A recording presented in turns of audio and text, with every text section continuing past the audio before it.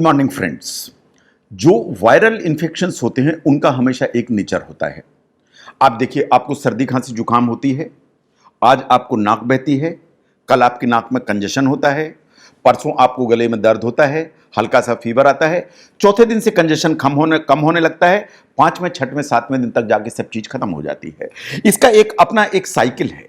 जो कोरोना है ये भी एक वायरल इन्फेक्शन है, इसका भी ये एक साइकिल है। In the initial phase viral replication होगा, ऊपर की तरफ जाएगी, स्टेबल होगी, नीचे की तरफ आएगी।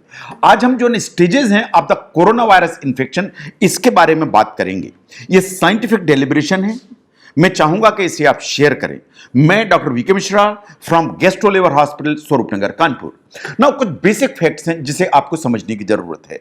जो 85% जो इन्फेक्शंस होते हैं वो या तो माइल्ड होते हैं, या मॉडरेट होते हैं, या एसिम्प्टोमेटिक होते हैं। इसका मतलब यह है कि 85% पेशेंट्स को रिकवरी में कोई प्रॉब्लम नहीं होती है। सिर्फ 15% मरीज ऐसे होते हैं जिन्हें सीवियर इन्फेक्शन होता है। जो सीवियर इन्फेक्शन जिन्हें होता है उन पर हमारी नजर हमेशा होनी चाहिए, बिकॉज यही पेशेंट्स हैं जिन्हें हॉस्पिटल की जरूरत पड़ती है, जिन्हें आईसीयू की जरूरत पड़ती है, जिन्हें रेस्पिरेटरी सपोर्ट इंक्लूडिंग वेंटिलेटर या बाईपेप की जरूरत पड़ती है। यह भी बेसिक फैक्ट है कि साइंस ऐसा मानती है कि जो कोरोना वायरस इंफेक्शन है इसके 3 डिस्टिंक्ट फेजेस होते हैं। ये जो इसकी प्रोग्रेशन है ये 3 फेजेस से होकर चलती है। एंड ये जो 3 फेजेस होते हैं ये वास्तव में अलग अलग चीज को इंडिकेट करते हैं जो आज हमें समझने की जरूरत है।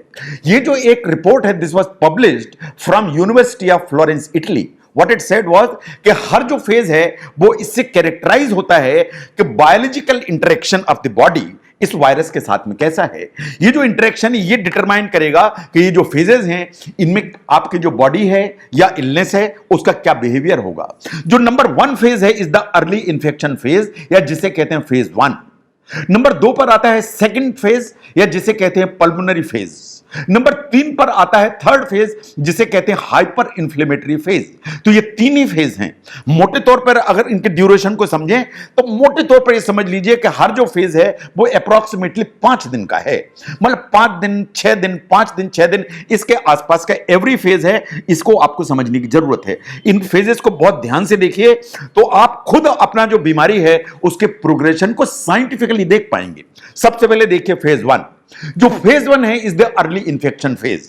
जो अर्ली इंफेक्शन फेज है इसमें जो वायरस है आपकी बॉडी में ये वास्तव में मल्टीप्लाई करता है, यानी संख्या में बढ़ता है। ये आपकी कोशिकाओं में जाता है, सेल्स में घुसता है और संख्या में बढ़ता चला जाता है।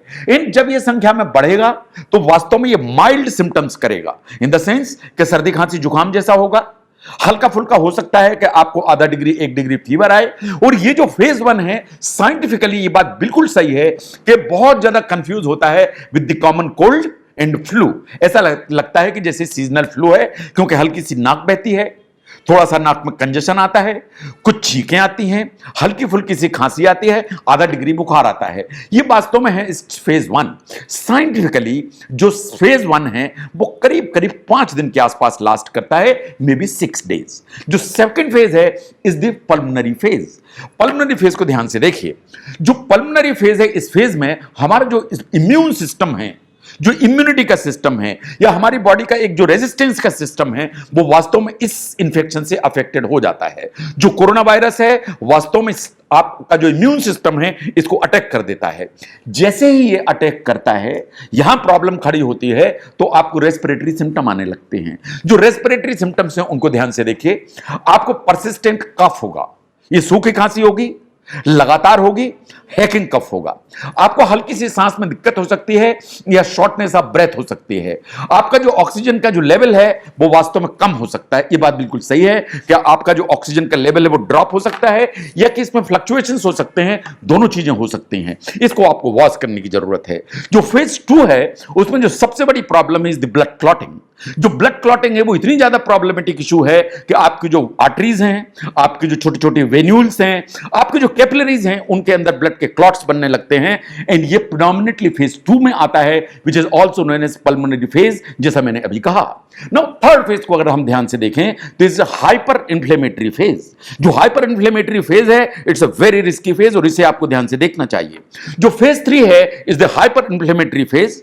जो हमारा हाइपर एक्टिव इम्यून सिस्टम है ये ओवर एक्टिव हो गया है इन ओवर एक्टिव होने के चलते हमारे जो इंटरनल ऑर्गन्स हैं उसको ही अटैक करने लगता है। This is amazing, this is surprising and this is very shocking कि आपका ही इम्यून सिस्टम आपके ही इंटरनल जो ऑर्गन्स है उनको अटैक करने लगा। इन उनको अटैक जब करता है तो इंज्योर कर देता है। इन ये जो इंजरी है आपके हार्ट में हो सकती है, आपकी किडनी में हो सकती है, दूसरे किसी भी ऑर्गन में हो सकती है। तो phase 3 is a very risky phase. It is known as cytokine storm.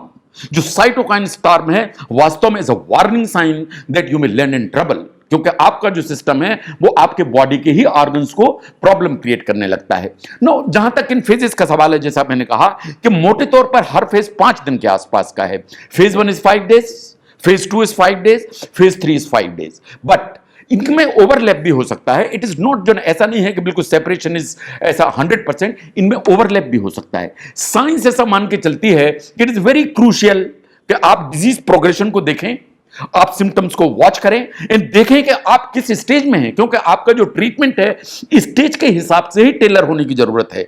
अगर आप स्टेज 1 में हैं और आपको स्टेज 3 की मेडिसिन मिल रही हैं तो इसके जो इफेक्ट्स हैं वो हमेशा डेलेटीरियस होंगे। और आप स्टेज 3 में और आप स्टेज 1 के आपको मेडिसिन चल रही हैं तो problem would be very severe. Now, जहां तक अर्ली फेज का सवाल है, दैट इज फेज 1।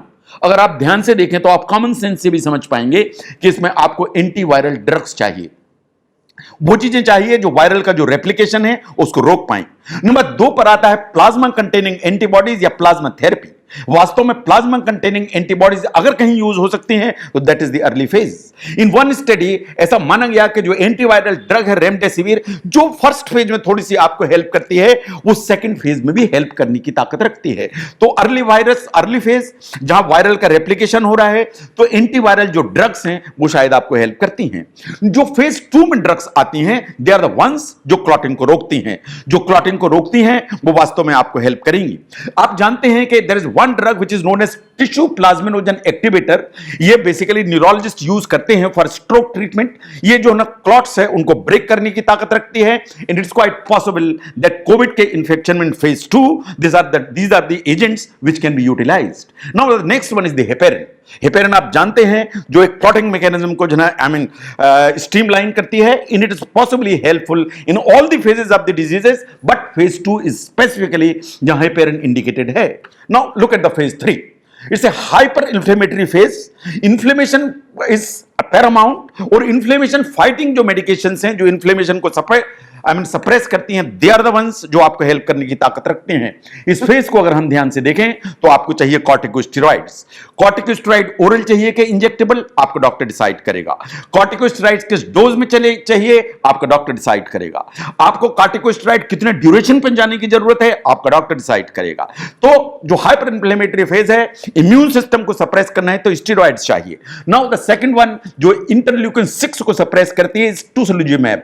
जो टोसिलिजुमैब है कितना चाहिए आपका डॉक्टर डिसाइड करेगा, but on an average 800 microgram is the first dose which needs to be given.